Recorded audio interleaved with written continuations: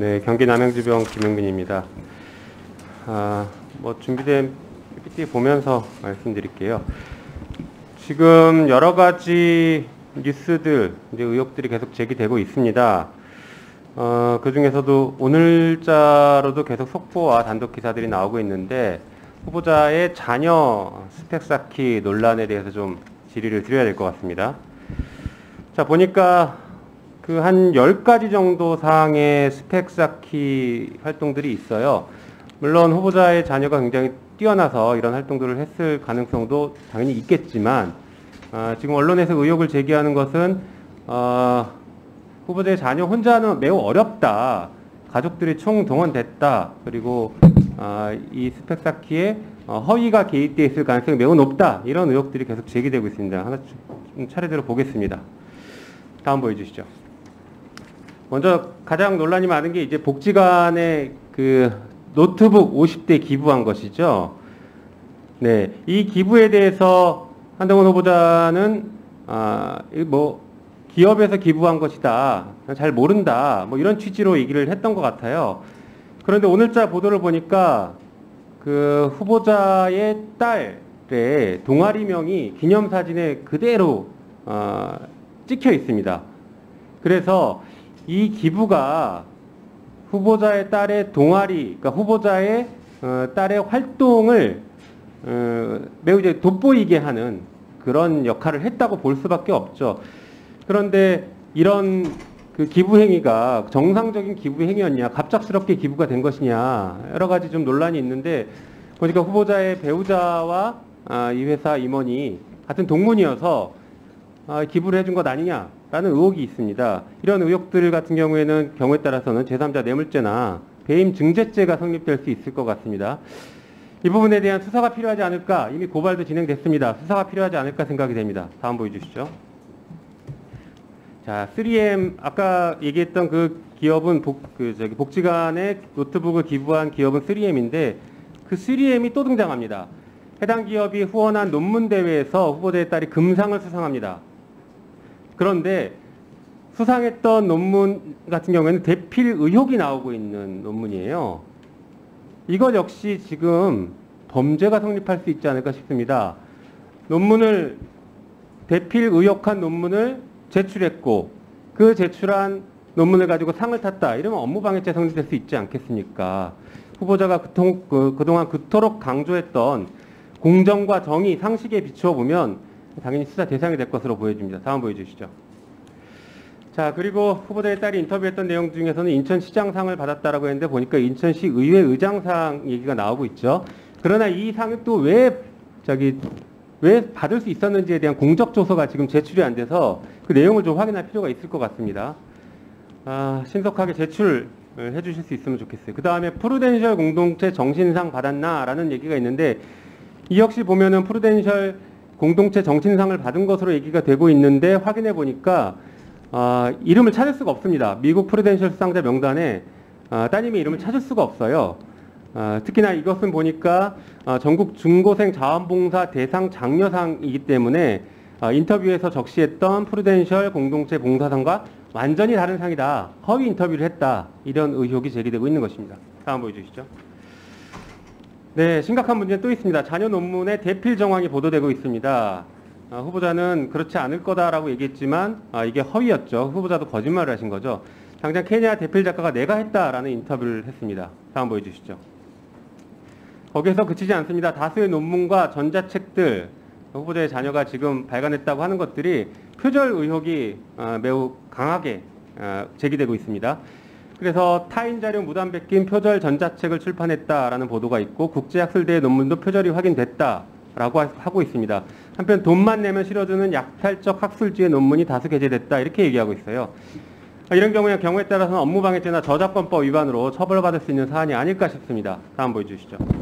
그 다음 넘겨주세요. 자, 이런 일들이 벌어진 시기가 참 애매합니다.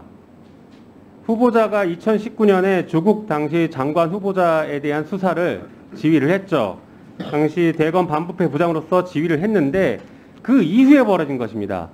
후보자가 그렇게 강조하고 다른 사람의 잘못에 대해서는 그렇게 추상같이 수사하고 70군데 압수수색까지 해가면서 수사를 했는데 그 결과 기소까지 했지 않습니까? 그런데 막상 후보자의 자녀는 그 이후에 2019년 이후인 2020년, 2021년, 2022년에 이런 일들을 벌였던 것입니다. 이게 가장 심각한 문제가 아닐까 싶습니다. 다음 보여주시죠. 그 이후에 후보자 측의 태도가 참 황당합니다. 항상 검사들은 무슨 일이 발생하면 증거인멸부터 대놓고 해왔던 것 같은데 그 태도가 고스란히 여기서도 보여지고 있습니다. 예전에 보니까 공수처에서 고발사주 사건 수사하려고 하니까 검사들이 자료 삭제, 교체했다. 통째로 지워진 대검찰청 컴퓨터, 보도당의 휴대폰 하드 교체, 이런 보도들이 나왔는데 그 이후에 이 사건에서도 이런 보도가 있습니다. 한동훈 딸 공동저자 전자책 미국 아마존 서점서 사라졌다. 그리고 노트북 50대 기부 인터뷰 역시 삭제됐다. 전형적인 증거인멸 행위들을 계속 하고 있는 게 아닐까 싶습니다. 이게 후보자가 보여준 태도입니다. 그 다음 보여주시죠. 거기서 멈추지 않습니다. 이런 보도, 의혹 보도를 하니까 고소고발을 하고 있습니다. 한겨레 기자 고소했고 전직 기자 고소하고 계속 고소고발을 하고 있습니다. 이게 언론에 재갈부터 물리려고 하는 셀프 고소가 아닐까 싶습니다. 특히나 후보자 같은 경우에는 다른 장관이 아닙니다. 사정기관, 검찰의 수장인 법무부 장관 후보자이기 때문에 이 고소가 셀프 고소이고 이 고소 사건에 대한 수사를 최종적으로 지휘하는 지위에 있기 때문에 이 사건이 더 문제가 있다. 이렇게 평가할 수밖에 없습니다. 다음 보여주시죠. 설리번 소송 많이 그 국민의힘에서 내내 인용했었죠. 공직자나 공인의 경우에 명예훼손이 인정되기 위해서는 이 보도의 오류가 실제적인 악의를 가지고 있어야 되는데 조금 전에 그런 보도들이 실제적 악의가 있다고 보기 어려움에도 불구하고 후보자가 매우 정광석화처럼 강력한 법적 대응들을 하고 있는 게 아닐까 이런 태도를 지적하지 않을 수 없습니다. 네. 그 다음 보여주시죠. 자, 후보자는 그런데 이렇게 이런 스펙들을 쌓는 게 사실 별 문제 없지 않냐. 아직 대학 진학도 하지 않았고 거기에 쓰지도 않았지 않느냐. 소위 말해 예비 음모는 처벌할 수 없는 것 아니냐라는 취지로 읽혀집니다. 그런데 그렇지 않은 것 같습니다. 이걸 왜 이렇게 스펙을 쌓았을까? 다음 보여주시죠. 그 후보자 사촌과 똑같은 스펙을 쌓아갑니다. 보니까 그 후보자의 딸과 사촌들의 교회 활동들은 여러 차례 겹치고 있습니다. 봉사활동 단체를 같이 만들었고, 다음 넘겨주시죠. 또 포스터 전시회도 같이 했고 포스터에 그 이모의 딸이 이름이 모두 들어갑니다. 그 사촌들의 이름이 들어간다는 얘기죠. 또 보여주시죠. 또 환경 문제를 다루는 어떤 커뮤니티, 장애인 커뮤니티 이사나 수학클럽 회장 등을 맡은 등의 스펙을 비슷하게 유지합니다. 다음 보여주시죠. 이런 여러 가지 스펙들을 쌓고 나서 다음 보여주시죠. 영어 번역도 그렇고 사촌들이 보니까 아이비리그 대학에 입학을 했어요. 후보자의 딸도 똑같은 코스를 걷기 위해서 이런 생각을 했던 것으로 보여지는데 여전히 아이비리그 얘기하실 수 있고 그렇게 주장하실 수 있겠습니까? 공정하다고 평가하실 수 있겠습니까? 여기에 대한 입장과 지금 당장 수사가 필요한지에 대한 입장과 답변하십시오. 예. 너무 많이 말씀해 주셔서 어떤 부분을 먼저 대답해야 될지가 조금 애매한데요. 개괄적으로 말씀드리면은 사실 저는 솔직히 이 교육 과정에서는 잘 알지는 못합니다. 제가 관여를 하지 않았고 대개 그 시기가 제가 이제 지방으로 좌천돼 있을 때라서 제가 상황은 몰랐는데 이 과정을 좀 들어보니까 되게 뭐 지금 말씀하시는 논문이라고 하는 것들은 논문 수준은 아니고요.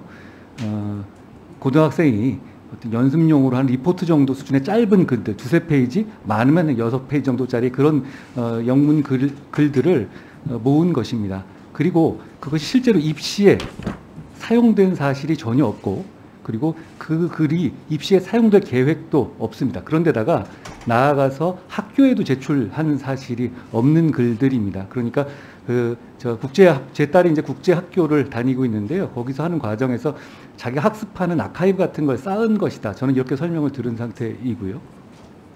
그리고 봉사활동에서 대해서 아까 말씀하셨는데요.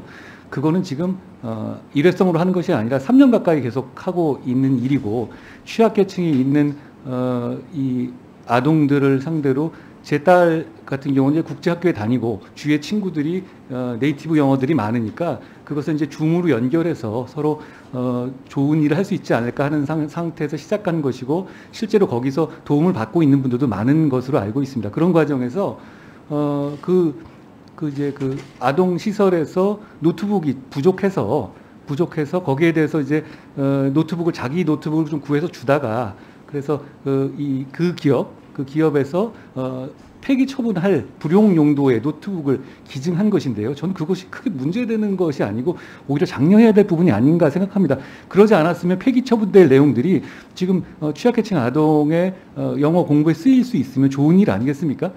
그리고 너무 많이 말씀하셨죠. 그리고 서울시, 인천시 그 상장 같은 경우는 원래 이게 오보가 먼저 나왔었고, 그리고 민주당에서도 이게 서울시가 가짜다 이런 주장을 좀 하셨었다가 사실이 아닌 걸로 드러났지 않습니까? 나머지 상들도 그걸 제가 없는 거를 있다고 말씀드리진 않겠습니까? 제가 그렇게 말씀드리고 싶고요. 그리고 제 딸이 지금 미성년 상태입니다. 그리고 어떻게 보면 좌표 찍기를 당한 이후에 이메일이라든가 그 사이트로 굉장한 욕설과 그런 미성년자로서 좀 감당하기 어려운 공격을 당하고 있어서 굉장히 충격을 받은 상태고요. 그래서 본인한테 본인이 지금 어려운 상황이기 때문에, 그리고 뭐 지우는 거 말씀하셨는데 제 딸 외에도 다른 뭐 봉사활동 가담자들도 다 미성년자거든요. 그럼 본인들이 그걸로 인해서 지금 이 상황으로 해서 큰 공격을 받거나 큰 공격을 받고 싶지 않기 때문에 그런 자료들을 내리는 걸 뭐라고 욕할 수는 없지 않겠습니까? 그런 말씀 드리고요.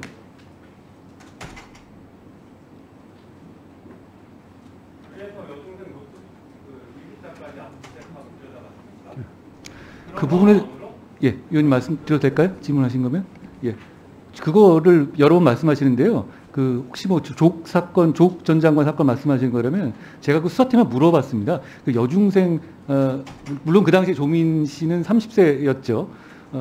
그 일기장을 압수한 적 있느냐 그랬더니 그런 사실이 없다고 합니다. 그건 아마 좀 잘못 알고 계신 것 같습니다. 지금 말씀드린 것처럼 입시에 쓰이지도 않았고 입시에 쓰일 계획도 없는 그 습작 수준의 글을 올린 것을 가지고 그 수사까지 말씀하시는 건 좀 과한 말씀 같습니다. 네.